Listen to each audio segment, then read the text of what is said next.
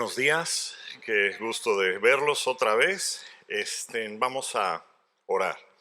Padre, gracias por este día nuevo que nos has dado. Gracias porque nos has indicado que todos los días debemos regocijarnos en Él. Cada día trae tanto cosas buenas, tanto cosas complicadas a nuestras vidas tal vez, pero sabemos que en ti podemos regocijarnos siempre, Señor, y este día lo hacemos. Y gracias por tu palabra. Te pido que puedas hablar a nuestros corazones, que nos des un entendimiento más profundo de lo que tú estás hablando a nuestras vidas y en nuestros días en este tiempo. En el nombre de Jesús. Amén. Pues la clase pasada comenzamos a estudiar los evangelios y vimos que de los 4, 2 son escritos para cristianos y 2 no. Dijimos que los que no son escritos para cristianos son Lucas y Marcos. La próxima semana, la próxima clase, vamos a ver el libro de Marcos, pero hoy estamos repasando el libro de Mateo y dijimos que Mateo es uno de los libros que fue escogido y escrito para cristianos, y en un momento más vamos a ver por qué. ¿Okay? Y dijimos que sirve como un manual de discipulado. Está escrito como un sándwich de 5 ingredientes, o como una hamburguesa, gloria a Dios, ¿verdad? Con 5 carnes así gruesas, jugosas, que ni te caben en la... Bueno, ya me dio hambre. Ok. El caso es que el pan de arriba, podríamos decir, es el nacimiento de Jesús, todo lo que ocurrió, las personas que vinieron del oriente, etc. El pan de abajo es la muerte y resurrección y la última instrucción de Jesús a los discípulos, y toda la parte de en medio está dividido en 5 bloques de enseñanza, 5 secciones o bloques de enseñanza que contienen tanto instrucción o enseñanza como acción. ¿Okay? Entonces, para Jesús era muy importante, como lo debe ser para nosotros, no nada más saber lo que dijo, conocer lo que dijo, sino hacer lo que hizo. Por eso es que cada sección de enseñanza va acompañada con acciones que él venía haciendo con sus discípulos, y después les decía, ok, ¿vieron esto? Ahora les voy a decir, y empezaba a enseñar. ¿Okay? Entonces es el único de los evangelios que está escrito de esa manera, que recopila sus enseñanzas y las divide en 5 diferentes grupos o bloques con un tema central que es el mensaje del evangelio, pero no cualquier evangelio, sino el mensaje del evangelio del reino. Muy bien. ¿Okay? Entonces, muy importante este. Y este es el tema central de todo lo que escribió Mateo, es el mensaje del evangelio del reino. Es un reino que ha llegado, es un reino al cual tú y yo podemos tener acceso, es un reino que nos otorga ciudadanía, nos otorga beneficios, pero también demanda de cada uno de nosotros ciertas acciones y ciertas actitudes como ciudadanos. Mateo nos enseña que no tienes que esperar para morir, ¿verdad?, para accesar el reino de Dios o el reino de los cielos. Dios ha traído su reino a la tierra, pero ser parte del reino o vivir en el reino requiere que vivas de cierta manera. No puedes simplemente hacer lo que tú quieras hacer y decir que eres parte del reino de Dios o el reino de los cielos. Y este es un tema que une a judíos y a gentiles, la idea del reino de Dios en la tierra, ¿sí? Con una grandísima diferencia, que nosotros vemos a Jesucristo como el Mesías que ha venido y ha traído su reino a la tierra. Los judíos todavía están esperando que venga el Mesías. ¿Okay? Bueno, el día de hoy, ese fue un repaso de lo que vimos la vez pasada. El día de hoy quiero hablar específicamente de los 5 puntos o enseñanzas o bloques de enseñanzas que describe Mateo. ¿Okay? Si puedes poner, por favor, el Evangelio del Reino. Hay uno que dice Evangelio del Reino, esa diapositiva. El más conocido es el Sermón del Monte, pero todos giran en torno al tema central del Evangelio del Reino de los Cielos. ¿Okay? Y las 5 son la cultura del reino, la misión del reino, el crecimiento del reino, la comunidad del reino y el establecimiento y el futuro del reino. ¿Sí? Entonces, la cultura del reino es esta sección que tiene que ver con generalmente como las bienaventuranzas. ¿Sí? Es la instrucción de qué significa ser ciudadano del reino de los cielos y cómo vivir como ciudadano del reino de los cielos. ¿Sí? Entonces, primero describe cómo son. ¿Okay? ¿Se dan cuenta cómo es esta sección? Bienaventurados los pacificadores, bienaventurados los que son perseguidos por mi nombre, etcétera, etcétera. Nos va diciendo, tú eres la sal de la tierra, tú eres luz del mundo. O sea, simplemente empieza a describir cómo son aquellos que son los ciudadanos del reino. Está describiendo un nuevo tipo de persona que ningún ser humano puede llegar a ser. ¿Sí? Es imposible ser todo esto. ¿Sí? Y no solo te dice cómo debes ser, sino te dice qué tienes que hacer. Una cosa es ser manso, ser pacificador, ser humilde, ser pobre de corazón. Otra cosa es vivir y hacer cosas de ciertas maneras. Por ejemplo, amen a sus enemigos. Wow. Oren por los que les persiguen. Jesús dijo, la ley de Moisés dice que no debes tener relaciones con otra mujer que no sea tu esposa. Pero yo te digo que si miras a una mujer o a un hombre, vamos a aplicarlo al día de hoy, con deseo en tu corazón has cometido adulterio. La ley te dice no debes matar a nadie, pero si en tu corazón hay odio en contra de alguien, has deseado mal a tu prójimo, entonces has cometido un homicidio. Un inconverso no puede vivir de esta manera. Si para los cristianos es difícil, para los no cristianos es imposible. Por eso es que esta Biblia no es para gente que no conoce de Dios. Porque van a ver, o sea, ellos leen esto y dicen, para que yo sea cristiano tengo que ser bueno, tengo que hacer esto y esto y esto y esto, y eso es lo que piensan que es la vida cristiana. ¿Eh? Pero no lo pueden hacer. No lo pueden hacer porque solamente lo puede hacer uno que ha sido habilitado por el Espíritu Santo, que ha tenido su mente y su corazón regenerado para poder vivir de esta manera. De lo contrario, es imposible. Ok, bueno, esta es la primera sección de enseñanzas que trata con la cultura del reino. ¿Okay? El siguiente bloque de enseñanzas están en el capítulo 9 y 10 de Mateo, y es la idea de que cuando apenas entras al reino de los cielos, apenas eres ciudadano, tienes la responsabilidad de traer a otros, de guiar a otros para que sean también ciudadanos de ese mismo reino. ¿Sí?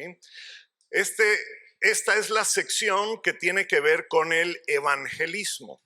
Si te esperas mucho para ir a evangelizar después de ser cristiano, más difícil es y no lo vas a lograr, no lo vas a hacer. Por eso es que esta sección habla de evangelismo. Y entonces, el capítulo 9, en el capítulo 9, Jesús sale con sus discípulos y van de pueblo en pueblo y Jesús está sanando, Jesús está echando fuera demonios, está haciendo o sanando a personas que están ciegas para recobrar la vista. Está haciendo todo eso Y al final del capítulo 9 es la frase o el versículo que conocemos donde dice que la mies o la cosecha es mucha, pero los obreros son pocos. Y entonces el capítulo 10 comienza donde Jesús le dice a sus discípulos, ok, ¿ya vieron cómo es? Ahora ustedes vayan. Y los mandó de dos en dos y les dijo, es muy sencillo esto del evangelismo.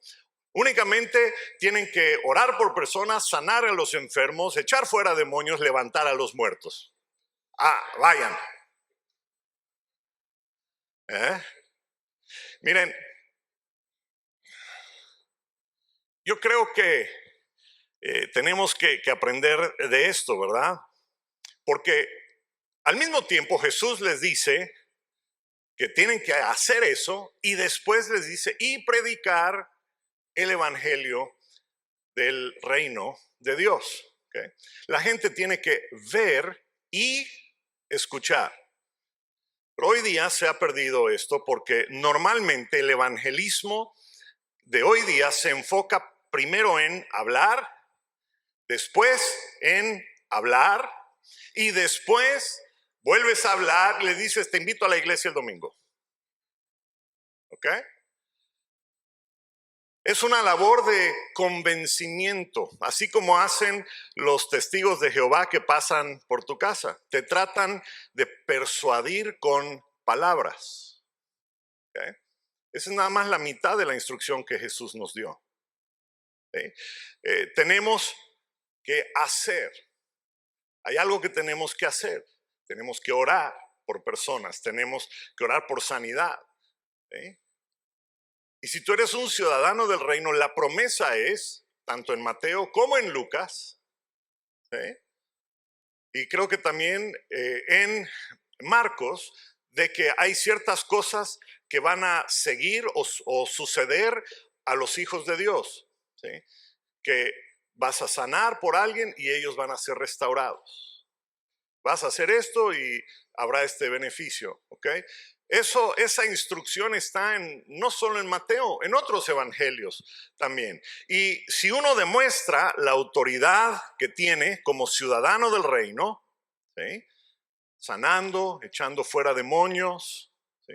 Yendo a visitar a las viudas, a los huérfanos, preocupándote por los que no tienen, ¿okay? No nada más diciéndoles, mira, deberías ir, estás mal, estás pobre, necesitas ir a la iglesia. No es así, hermano. ¿Okay? Hay que orar, hay que hacer. ¿Sí? Entonces, cuando las personas ven tu vida y el poder que Dios te ha dado y el amor que tienes para con las personas, entonces es mucho más fácil al momento de predicar, más fácil que te hagan caso. Amén. Muy bien, una persona dice amén. Así es. Ok, pero para eso se requiere fe y se requiere denuedo, valentía. ¿Por qué? Pues porque no es fácil hacer eso. ¿Eh? Yo me imagino a Jacobo y a Juan, entran al primer pueblo y están ahí, Señor, que no haya nadie, que no haya endemoniado, que no haya... Y entran al pueblo, está en la mera plaza y uno... Jacobo le dice a Juan, ¿sabes qué? Tengo sed, vamos al Oxxo. Y ya si está mañana, oramos por él. O a la tienda, ¿verdad? Si no hay Oxxo en tu localidad. Y el otro le dice, no seas cobarde.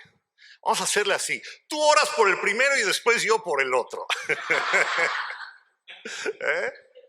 Y bueno, ahora, ¿por qué cuento eso? Pues porque posiblemente, probablemente, así sucedió.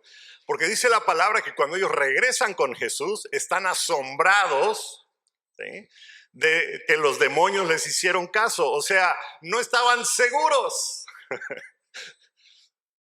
Y Jesús les dice, a ver, tranquilos, tranquilos, no se asombren por el poder que tienen, por la autoridad que tienen, más bien alégrense porque su nombre ha sido escrito en el libro de la vida. Bueno, esta es la misión del reino, el evangelismo, que siempre, siempre tiene que ser con palabras y con hechos. No nada más palabras, no nada más hechos.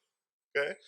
A mi esposa y a mí nos ha tocado entrar a casas, nos dicen, pueden orar, hay manifestaciones, hay cosas raras que pasan en la casa, y entonces entramos y vemos tremendos ídolos por la casa y le decimos a la persona, pues hay que sacar estas, ay no, no puedo, era de mi bisabuela, y, lo siento mucho, no puedo orar por ti. Pero pastor, usted va a dejar que mi hijo siga, ¿ok? No podemos, no podemos. ¿Sí? Tenemos que enseñar y hacer, ¿verdad? Al mismo tiempo, no debemos tener temor en entrar en una situación así, porque Dios nos ha dado la autoridad. Ok, bueno, la tercera sección o bloque de enseñanza de Jesús es mayormente en el capítulo 13 y trata con el crecimiento del reino. ¿Sí? Aquí se nos dice que debemos esperar del reino de Dios. Esta sección comienza con la parábola de los diferentes tipos de terreno donde cae semilla. ¿Recuerdan eso? La tierra dura, las piedras, no la cizaña, los espinos, ¿sí? Y entonces Jesús le dice a sus discípulos, no se preocupen, se lo estoy diciendo de una manera diferente, no se preocupen de que el 75% de la semilla que ustedes echan no va a dar fruto. No se preocupen por eso, porque el 25% de esa semilla va a dar un fruto de 30, 60 y 100 veces. ¿Eh? No te desanimes cuando la semilla cae en tierra dura, porque la cosecha que va a venir vale la pena. Entonces, es esta misma sección, este bloque de enseñanzas donde Jesús habla acerca precisamente del trigo y la cizaña, y dice: el enemigo siembra cizaña. La cizaña es una plantita muy similar al trigo, pero solo que no da ningún fruto, y el trigo pues da trigo, la espiga de trigo, pero se ven muy similar cuando están creciendo. Y entonces Jesús les dice: el enemigo siembra cizaña, pero no es tu tarea arrancar la cizaña, eso le corresponde a otro. ¿Sí?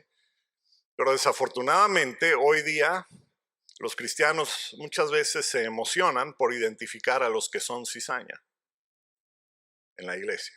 Ah, ese está mal, ese está mal, ese no es cristiano verdadero. Esa no es nuestra labor. ¿Sí? Nuestra labor es echar semilla. Esa es nuestra labor. ¿Sí? Y porque la cizaña va a crecer junto al trigo. ¿Sí? En toda iglesia hay cizaña. En toda iglesia y en todas las iglesias hay cizaña. ¿Por qué? Porque así lo dijo Jesús, número uno, y porque al final dijo Jesús, bueno, les voy a decir primero esto: la cizaña no necesariamente son satanistas y que entran a la iglesia, aunque pudiese haber algún satanista en alguna iglesia. Esa no es la cizaña. La cizaña son cristianos falsos, solo que a veces los cristianos falsos se creen ellos mismos cristianos. No es que tienen la intención de alejar a otros de la fe. Muchas veces hay personas en la iglesia que creen que ellos mismos son verdaderos cristianos, pero llegará el día cuando a la hora de la cosecha, a la hora cuando venga el Señor, ¿sí? Estos que se creen verdaderos cristianos le van a decir a Jesús: oye, ¿recuerdas que yo hice esto, yo hice aquello? Y Jesús les va a decir: no te conozco. ¿Eh? Así que dice, preocúpate más bien que tu nombre esté escrito en el libro de la vida. Lo vuelve a decir. Okay. Bueno, tiene otras enseñanzas. El reino es como cuando buscas una perla de gran valor y encuentras la perla y estás dispuesto a dejar todo lo demás con tal de no perder esa perla. Así es el reino de Dios.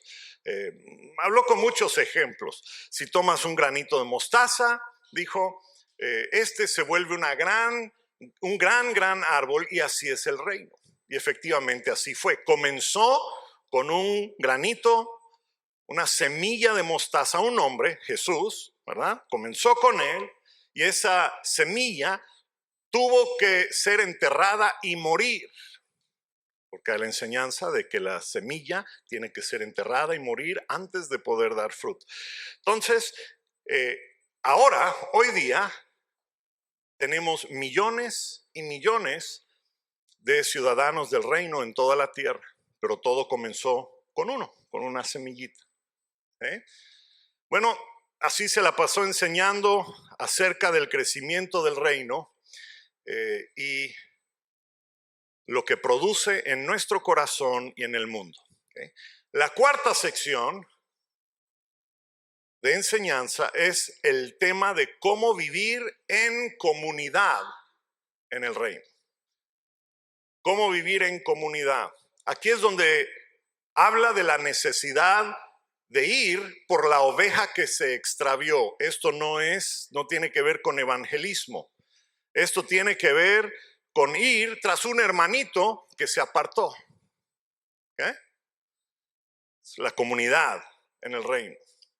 Esta sección es donde habla del tema de cómo tratar a los que nos ofenden o nos tratan mal en la iglesia. Dijimos la vez pasada que Mateo es el evangelio, es el único evangelio donde Jesús habla de la iglesia, y dijo 2 veces la iglesia. ¿Sí? La primera vez lo dijo en el contexto de que fueron los discípulos a un lugar donde habían unos ídolos. Lo voy a explicar más la próxima clase, pero es cuando Jesús les hizo la pregunta, ¿y ustedes quién dicen que soy?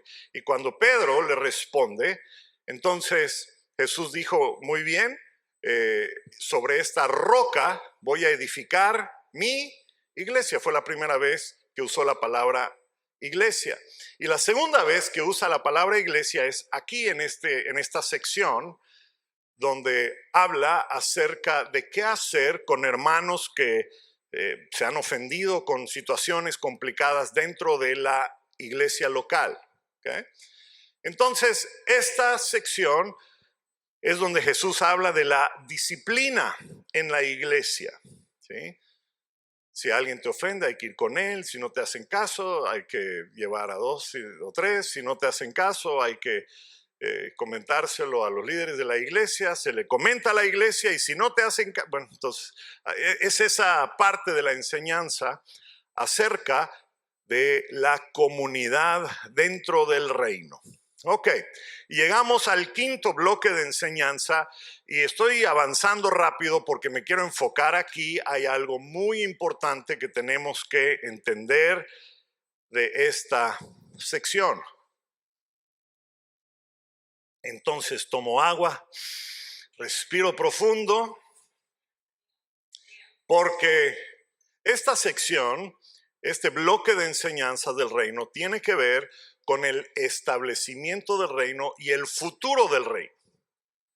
Y a la vez sirve para preparar a los discípulos para su eventual muerte. ¿Okay? Entonces, toda esta sección está como que unida. ¿Okay? Comienza desde el capítulo 21, que es la entrada triunfal a Jerusalén. ¿Recuerdan eso? Habían ramas, aclamación del pueblo, porque pensaban que ya iba a liberarlos de los romanos. ¿Ok? Entonces entra Jesús y llega al centro, y todos pensaron que iba a doblar a la izquierda. Pues le estoy agregando de un poquito, ¿ok? Me dan chance de... Iba a doblar a la izquierda ahí en la plaza y iba a dirigirse a las oficinas de los romanos, iba a destruir todo, iba a poner su reino, ¿verdad? Y entonces, ¿qué hace Jesús? Llega al centro, en lugar de doblar a la izquierda, dobla a la derecha, se va al templo y saca a todos los que vendían cosas. Y el pueblo se le fue encima. Entonces, sacó a los vendedores, la gente se puso en su contra y entonces Jesús comienza a hablar de la corrupción que había en el liderazgo del pueblo judío. Y entonces cuenta algunas parábolas donde los fariseos entienden que a ellos está dirigida esas parábolas. Es donde Jesús cuenta, por ejemplo, que se fue el amo de un campo, se fue, le dejó el campo encargado a unos agricultores, ¿sí? Y entonces él mandó servidores para ir a ver cómo iban trabajando su campo de él, y estos agricultores malvados mataron a algunos, los sacaron a pedradas a los profetas, y entonces por fin el amo, el dueño, dice, bueno, voy a mandar a mi hijo porque a él sí le van a escuchar. Y los agricultores dicen, bueno, nos ha mandado a su hijo, vamos a matarlo y nosotros nos quedamos con el terreno.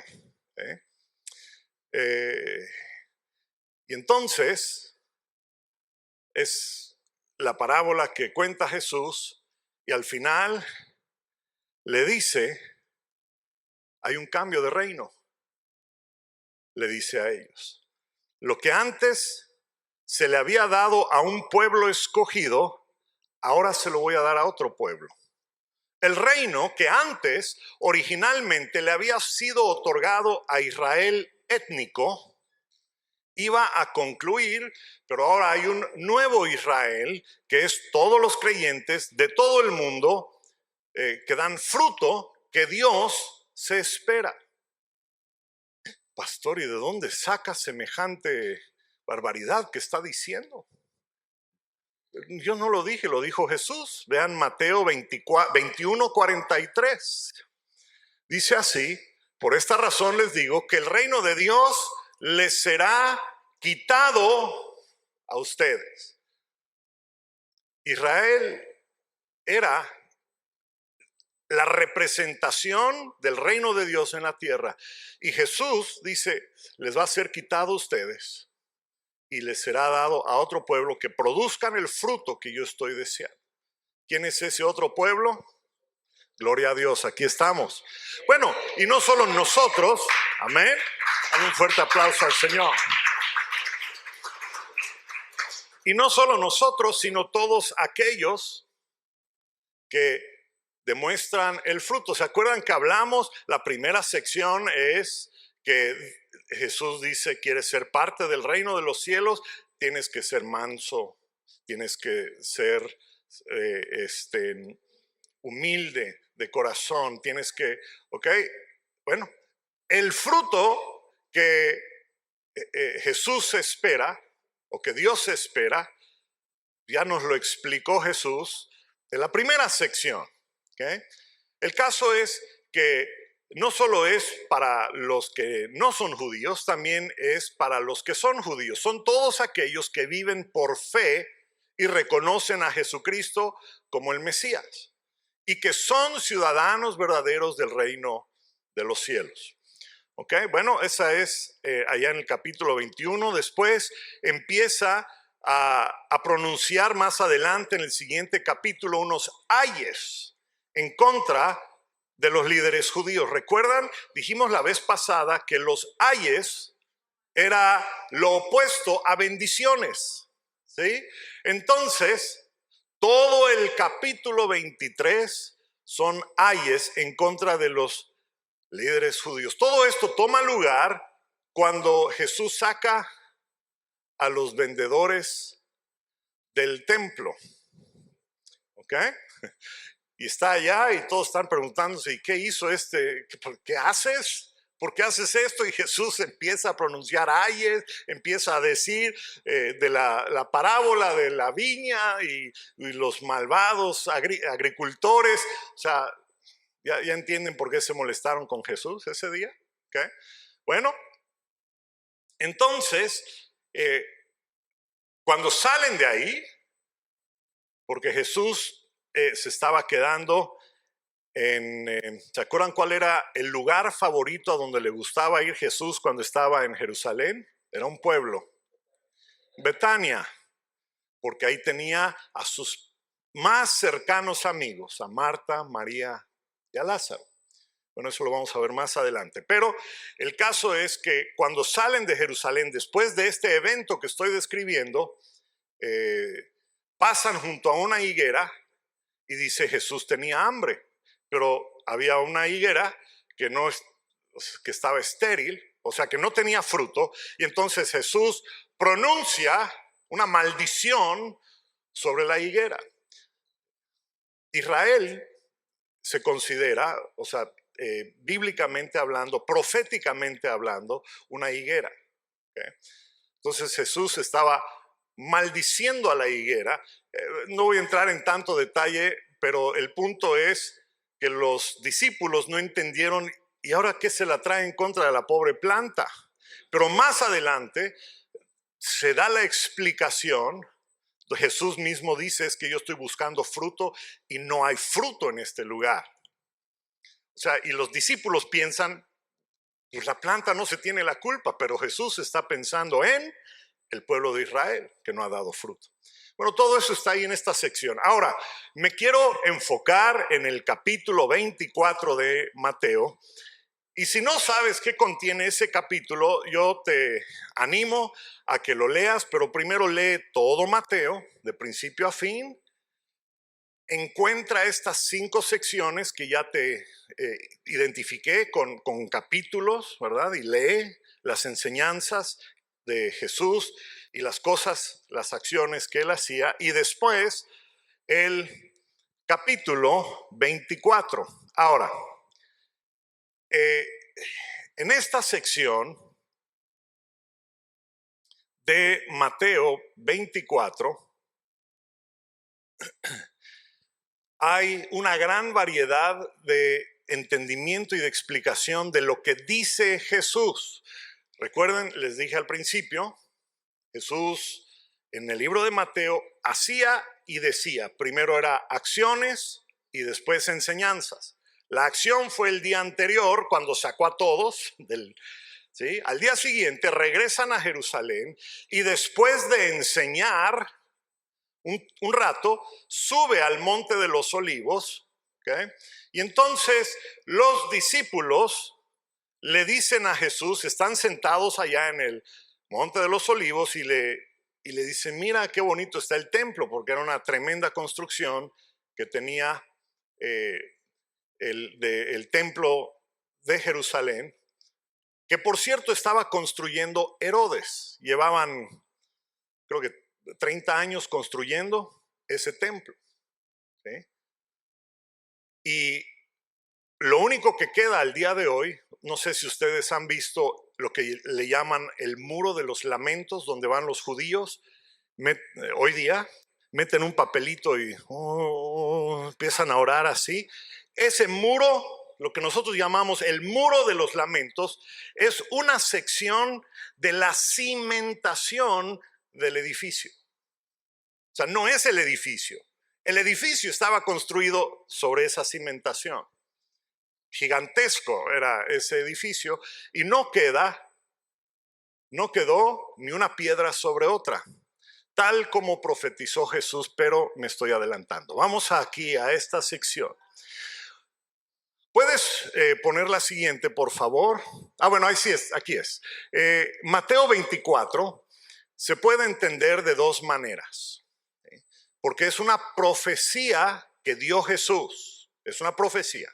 Entonces, una opción es que Jesús está describiendo eventos futuros acerca del fin del mundo.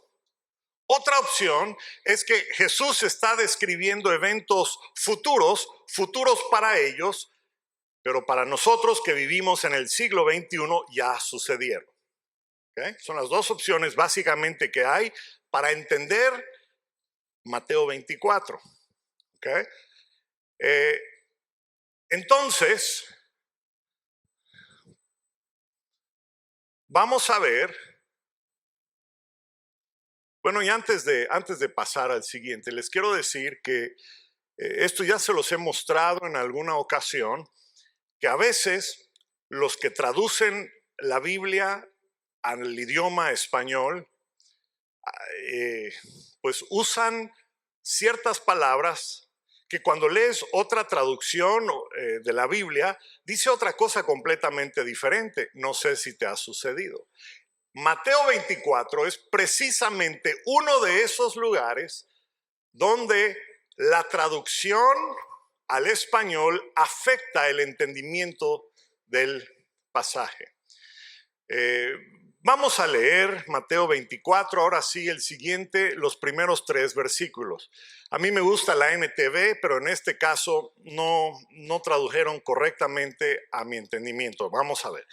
Cuando Jesús salía del terreno del templo, sus discípulos le señalaron los diversos edificios del templo, pero él les respondió: ¿ven todos estos edificios?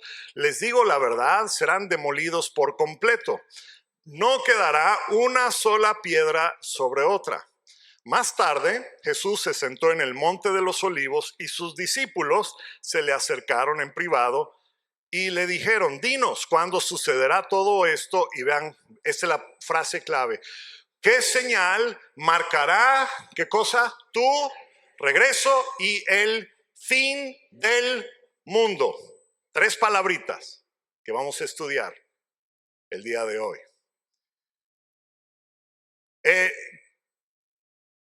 ¿Qué señal marcará tu regreso y el fin del mundo? ¿Okay? Bueno, vamos a ver si otras versiones de la Biblia dicen algo diferente. Pon la siguiente, Mateo 24:3, la Nueva Versión Internacional. Dice lo mismo al final, la última frase dice: ¿cuándo sucederá eso? ¿Cuál será la señal de tu venida y del fin del mundo? Dicen lo mismo. La Reina Valera antigua dice: ¿cuándo serán estas cosas? ¿Qué señal habrá de tu venida y del fin del mundo? O sea, dice la misma cosa, ¿estamos de acuerdo?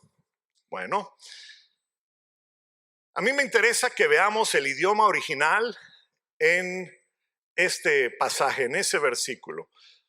Por cierto, si quieres tener acceso a una Biblia que te permite estudiar el texto original, les recomiendo que entren a la página la bibliaparalela.com.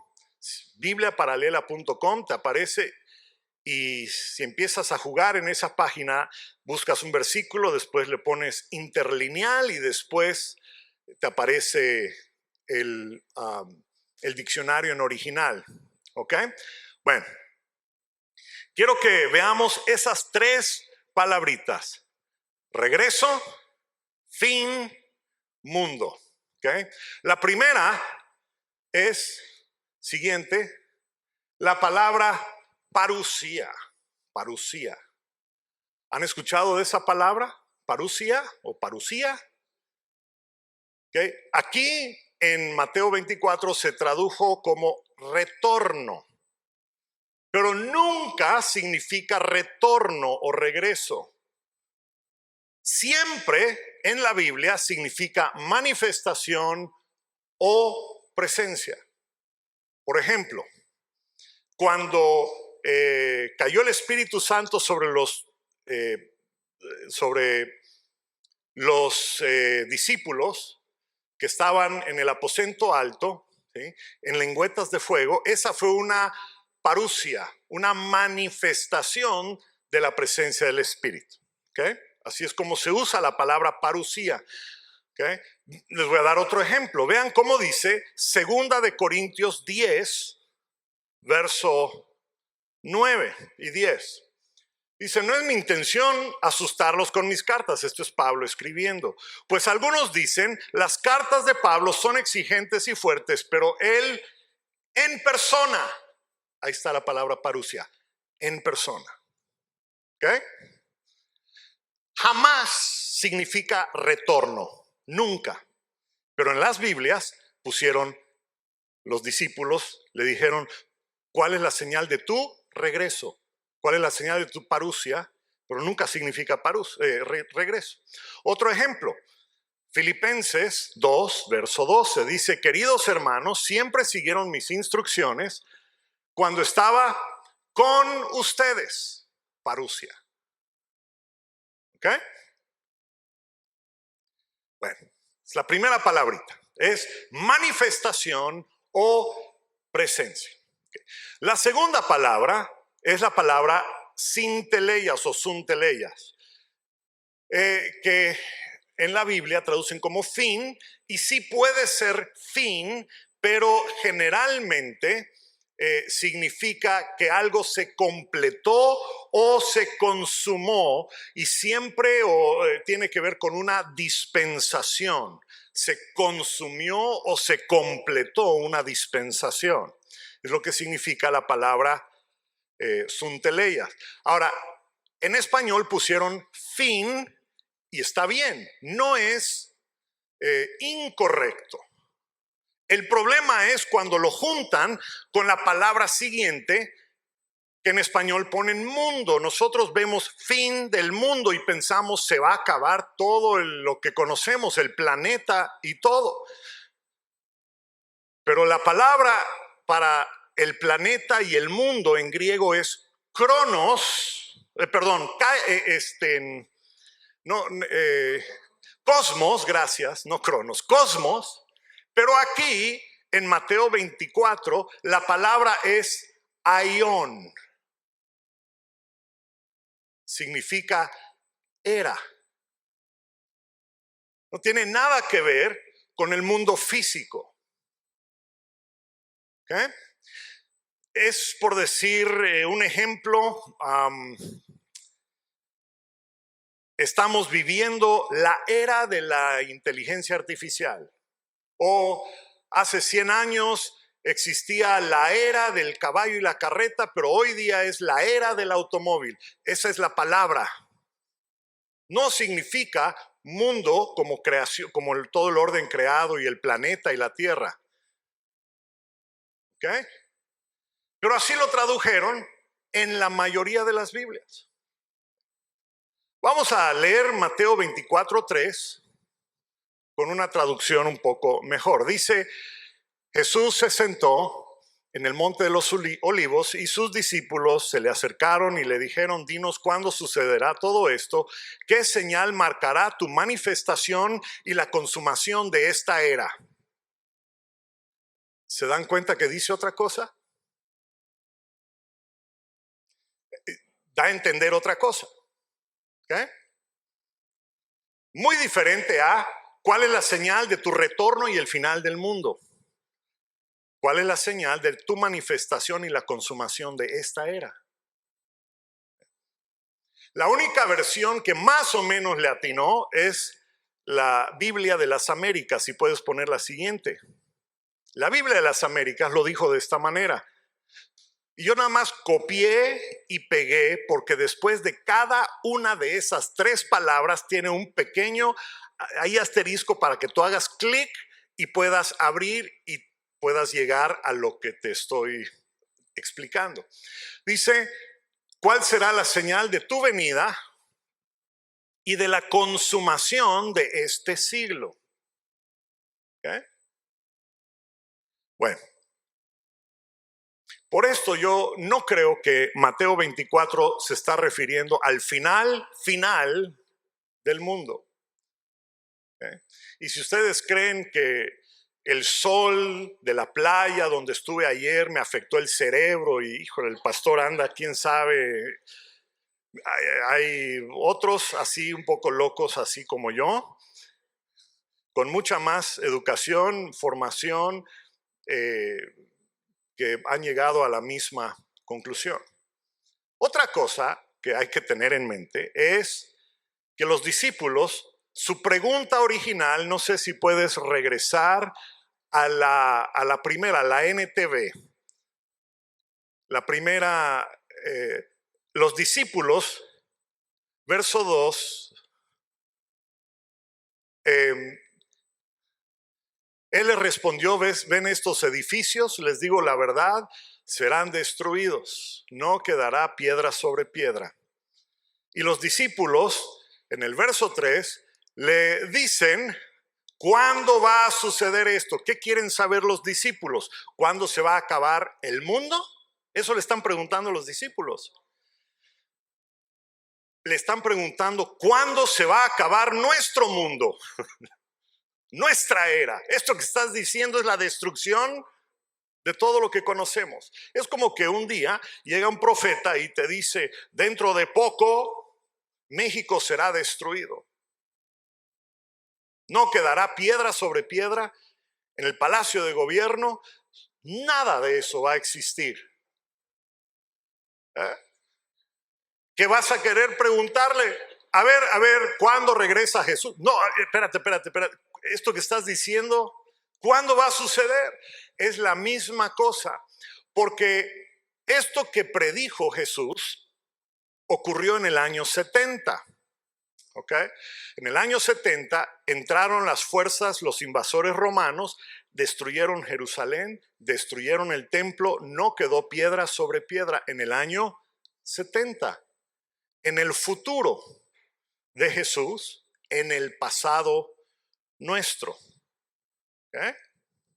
Bueno, pero yo les comenté hace un momento que habían dos razones por las cuales no pensaba que Mateo 24 se refería al fin del mundo. Todo esto que acabo de decir es la primera razón apenas.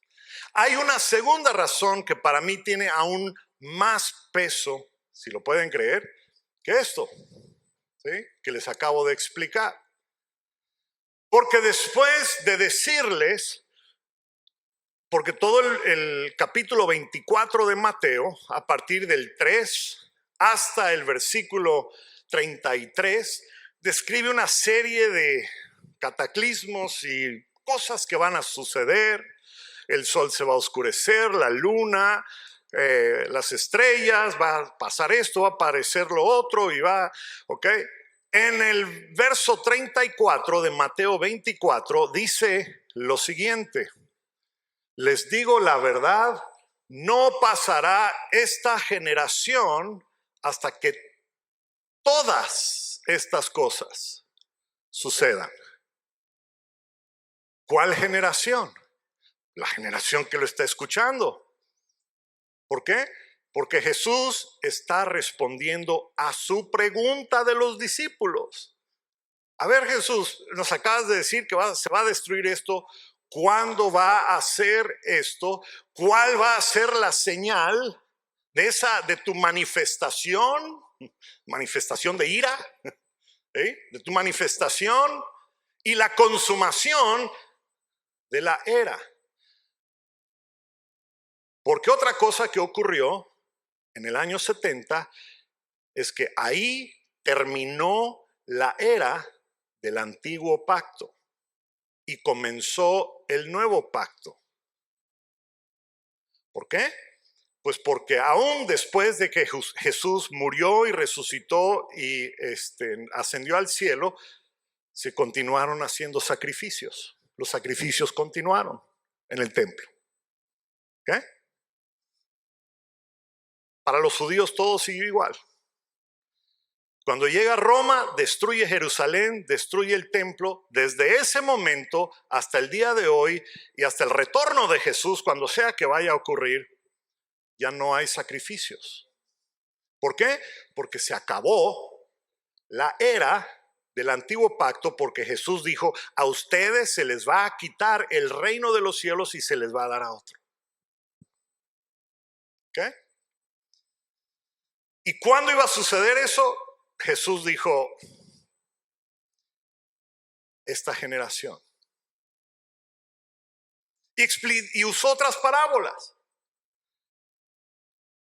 donde hablaba de que iba a tardar. Dijo, les empezó a contar parábolas y les dijo que era como, que iba a suceder como un amo, un señor que le dio talentos a 3 personas.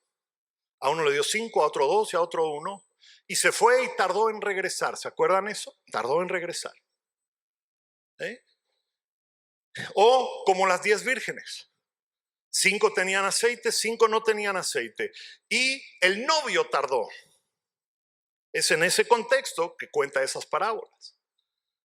Porque a lo que le interesa a Jesús no es cómo vives tu vida sabiendo que el día de mañana es el juicio, sino cómo vives tu vida sabiendo que todavía falta mucho tiempo.